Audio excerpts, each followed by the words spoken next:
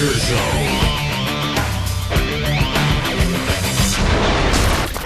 Welcome back, ladies and gentlemen. Hour number 2 right here on today's Kev Baker Show on Truth Frequency Radio, www.tfrlive.com. Really looking forward to our upcoming guest right now. And for those who are just joining us, and you might not know, I'm going to be joined by Gerald Celente. If you don't know who Gerald is, he's the founder of the Trends Research Institute. And Gerald is well respected for his track record in picking business, consumer, political and economic trends before they come to pass. And like I say, he's the man that gives us tomorrow's news today. I'm absolutely stoked to have him here on the Kev Baker Show. Gerald, welcome back. It's been a few years since we spoke, but I seen you following me on Twitter there a couple of weeks ago. Probably my highlight of being on Twitter. And it's great to have you back, man. Thanks for having me, Kev. No, it's a great time of year to have you on, and you know, especially in this week that we're in right now, because you talk about something called the financial 9/11, right? And with the stock market and everything what's going on just recently, this is fitting into something you've been predicting for some time, right? Well, actually, we came up with the term on September 18th of this year, and it was 2 days before the equity markets peaked. And we saw an economic 9/11 forming because, as we've been saying from the very beginning of the year, the global equity markets cannot take higher U.S. interest rates. All this talk about trade wars and tariffs to us was nothing more than nonsense. It had very little to do with where the markets are going. The markets had been long overvalued and long over-leveraged, and it was time they were going to come down to real life. The only thing that has kept the markets up since the panic of '08 was something that they never taught me in college and Economics 101 or graduate school, and that is negative and zero interest rate policy and quantitative easing. And now that they're cutting back on that, you see what's happening with the equity markets. All that money was monetary meth that shot up the bull. And now, like with any addict, they're ready to OD if they don't keep shooting them up. And so that's where we're at with it. And it's a global slowdown. You see what's going on in China with their auto sales having the worst decline since the 1990s. Retail sales at 15-year lows. Take a trip to Europe and you look at Germany, they're looking at their GDP climbing a grand total of 1% and a slowdown throughout Europe. And it's one country after another. Japan, despite their negative interest rates, third quarter GDP minus 2.5%. So with the Fed now still raising interest rates, and they're very low anyway by historic levels. Accounting for inflation, they're below inflation levels. Only at the overnight rate now is going to be 2.25 to 2.50. The globe can't take it. The housing markets are slowing down around the world, from Australia to the U.S., from coast to coast. So that's where we're at. And there's a $250 trillion debt bubble. And it's ready to explode. And talking of exploding, you know, over here in the UK, we've been living under austerity for as long as I can remember now. And then we've got this Brexit rolling on. And I said the minute that vote was actually talked about, Gerald, these people have got no intention of letting us leave the EU. A, we pay too much into it, and B, they're all part of the same club, Gerald. And here we are now. What a mockery they're making of things. They're openly now actually telling people to have a second vote. And what gets me is it's been led by people like Tony Blair and George Soros. Who wants to be on their side and stay in the EU? Well, you hit it. You nailed it. You know, they never were going to. Why should the politicians listen to the people? All we are just workers on the multinational plantation in Slavelandia. That's all this is. whether it's in the UK or Greece, look what happened when they didn't want the International Mafia Federation over there to put in those austerity measures, and they had a referendum, and the people voted way in favor of not doing what the IMF wanted to do. And that little boy over there that runs the front man, that runs the show over there, Cyprus, what did he do? Screw you. You're only the people. Why should we listen to you? Get back to work. We got austerity measures for you. We got higher taxes. We're going to cut your benefits and services. And we're going to increase your retirement age to after you die. That's when you'll get your pensions. And they did the same thing in the UK. Look at the clown. Look at the freak show you got. Name the country, look at the freak. The little Catson Macron over there in France. We got the wild card Trump over here. You got May? Yeah, maybe not. A bunch of losers. And they're telling the people what to do, how to do it, when to do it, and everybody bows down and takes it. And you mentioned boys there, and think of the toy boy or the boy toy over in France, Macron. He hasn't got his problems to seek right now. And there he is, it's almost as if he was groomed by that grandmother of his, his wife, who was his teacher. It's so creepy you couldn't make this stuff up. And the yellow vests, Gerald, your take on this, because we've seen it, what appeared to be organically springing up over in France, but now we're hearing about it spreading throughout Europe. And I know you talk about when people have got nothing left to lose, they lose it. But at the same time, I worry that maybe some of these protests now will be co-opted by the same characters, the same George Soros, people like that. But what do you see for the yellow protests over in France? Well, again, if the police keep beating the hell out of the people, and there's talk that they're not going to, but I doubt that, it's the police are nothing more than bodyguards for the nobility and the criminal group. And so as long as you look what happened in Brussels, the same thing. When the yellow vests took to the streets, they tear gas and, water cannons and on and on. So it's in every country. It's the military industrial complex has gone local. And so there's going to be more and more. We're in the 1930s here. And you're going to start seeing more and more uprisings, populist movements. Like a populist movement is a dirty word. How dare you want to keep your nationality? How dare you don't want to give your country away to other people? How dare you don't want to be a slave in slave land for the multinationals? So you're going to see a big rise in populism, a big rise in more unions and organizations to fight against the establishment. And then, when all else fails, they take you to war. And that's what you're going to start seeing more and more of. All you got to do is take a trip over. Look what's going on in Israel with that guy Netanyahu and his wife have real serious problems. They're under indictment, being brought up on charges. All of a sudden, we got to stop them Hezbollah tunnels coming in from Lebanon. There's an act of war. Oh yeah, you only occupied the joint between 1982, southern Lebanon, and 2000, and you want to get the people's minds off your criminal acts you're being accused of. Let's go attack Lebanon. Take a look what's going on in Saudi Arabia. Now look at oil prices crashing. Saudi Arabia needs oil at $100 a barrel for their economy to break even. They're in deep debt. They're in war. You got the clown prince over there under pressure. You think they're going to start attacking Iran? You think they're going to try to destabilize more in Syria and Libya and more war in Yemen? So all of these oil-rich countries that are going poor very quick, you're going to see a lot of Middle East uprisings and disturbances that can explode into war. So that's what we're seeing it as.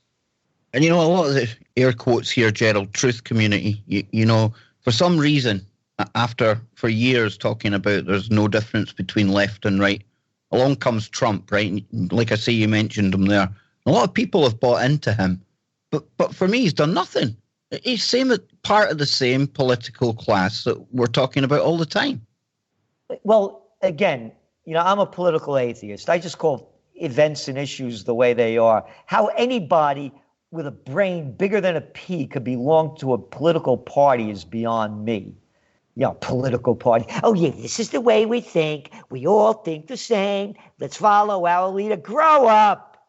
You're following a bunch of jerks. So this is what I like about Trump.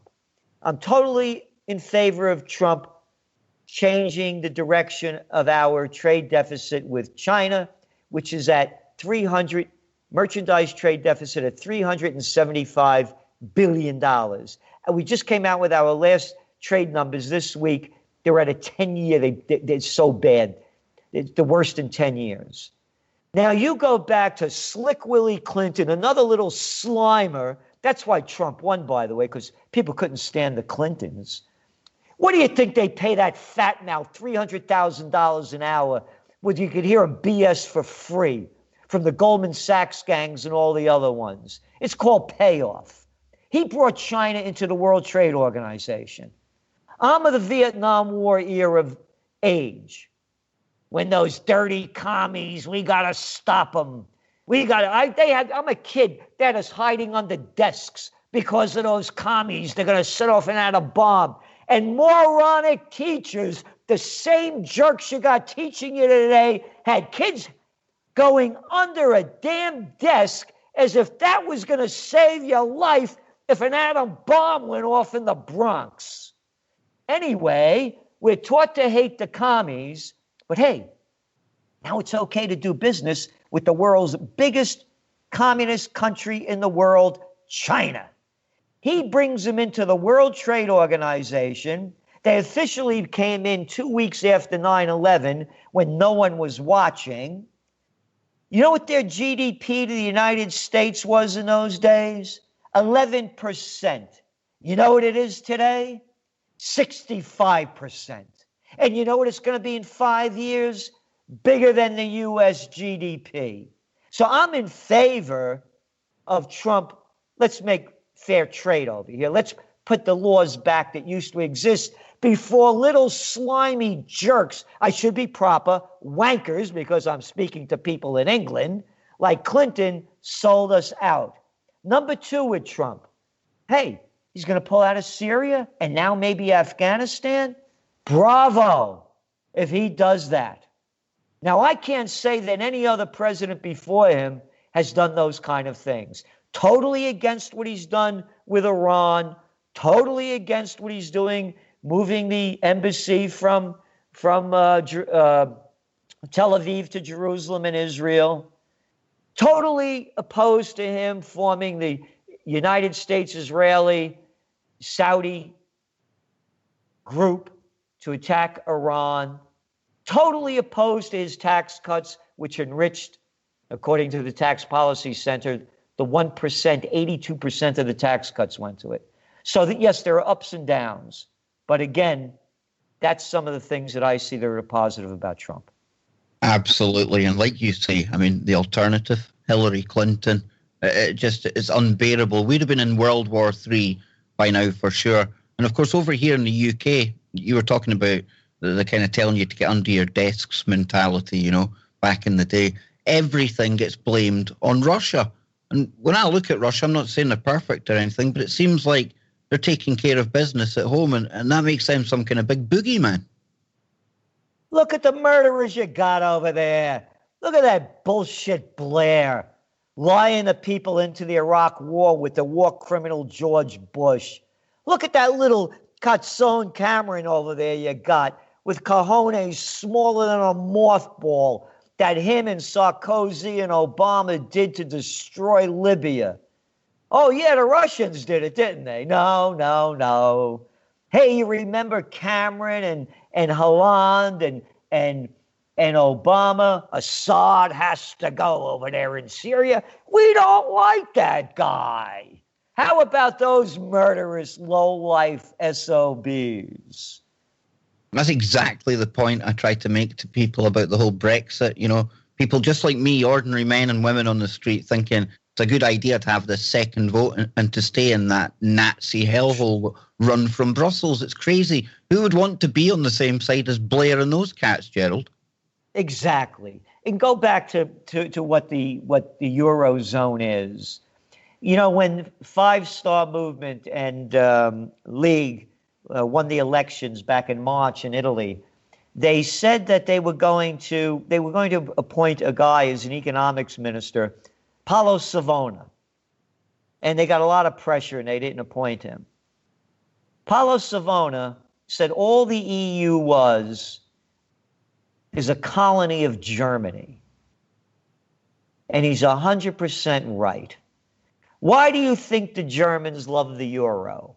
Because if they had the Deutschmark, its value would be way above what the euro is, and they wouldn't be able to export all the product that they do as the world's number 3 exporter of product. And actually, they're number 2, because the United States, you know, we're an economy and a society, you know, more than three times the size of Germany, and in terms of people, and we only account for 12.5% of our GDP is export driven. Of course, it was way higher before Slick Willie Clinton brought China into the World Trade Organization and created NAFTA, which now we have a $71 billion merchandise trade deficit with Mexico. We used to have a trade surplus, and all that did and all they've done is export our jobs. We've lost 3.5 million jobs to China and nearly 1 million jobs to Mexico since these trade deals. So what do you see coming up in the year ahead? Because obviously you're the man behind the Trends Journal. In 2019, we've spoke about some of the political kind of stuff there. I mean, you talk about something as well, Off With Our Heads 2.0. But aside from that, what's the big kind of things for people to look out for in the year ahead, Gerald? Well, again, you know, in the UK and US, one of our top trends is ready to explode, and how out of shape people are, how the obesity rates are escalating so rapidly, the cost to societies, and how smart people can see what's going on and start developing products, programs, and services to combat this. And if we don't see a positive future unless people get healthy physically, spiritually, and emotionally, you know, philosophically. So that's some of the things we're looking at. Human waves is another one. This crush of people leaving countries is just going to continue to escalate. For example, to put this all into perspective, go back to 100 years ago, around 1915, there were 1.6 billion people on the planet. Here we are in 2018, we've added 6 billion people. 6 billion people. There's not enough jobs, there's not enough resources. This human wave issue is going to continue. The only thing that will stop it is peace on earth. I know that's a dirty word to say, particularly during Christmas season, because all you got to do is talk about Black Friday and, shopping, and you don't talk about the Prince of Peace. Of course, I'm being sarcastic. And so, to me, that's the only thing that's going to bring some kind of sensitivity, sensibility, and morality back to the world. And that is a true movement of peace in so many ways. By the way, I was in the UK a couple of weeks ago visiting my friend Kenny Young, who lives out near Oxfordshire out there. And he wrote the song, Under the Boardwalk, Down by the Sea.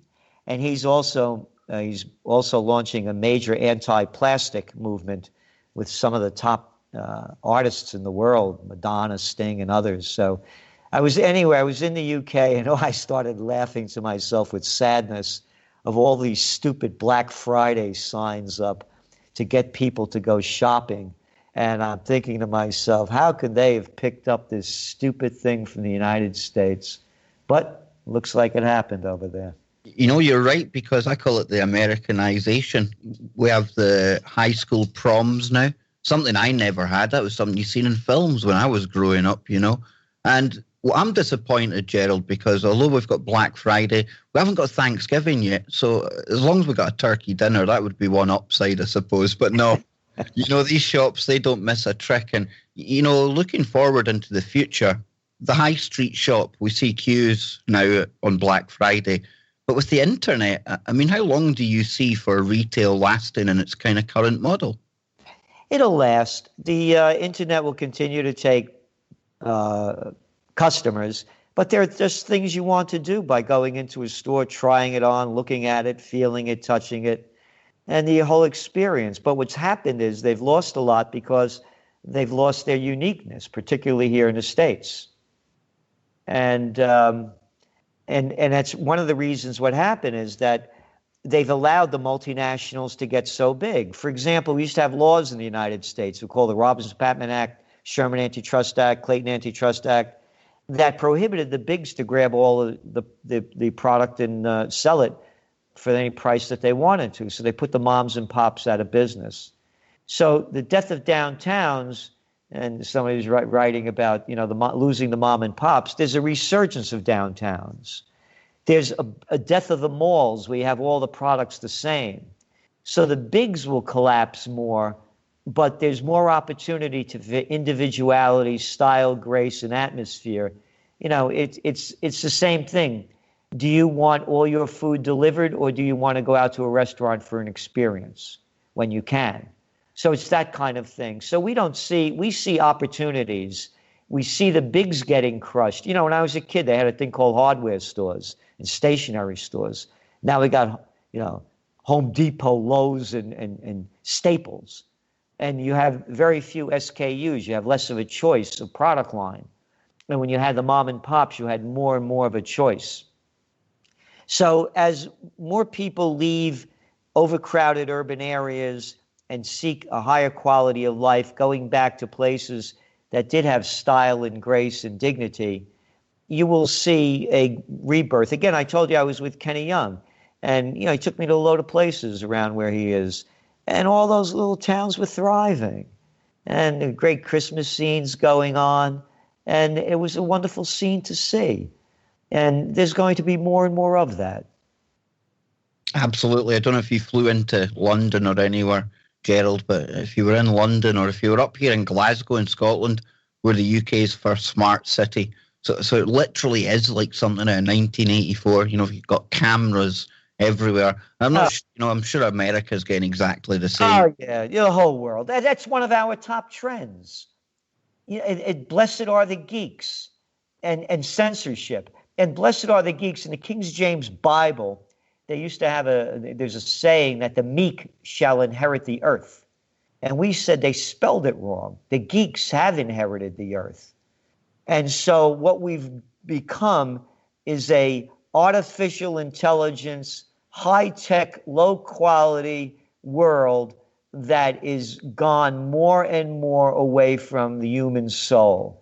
All you have to do is go out, and you see couples and friends. They're not even talking to each other. They're on their handhelds.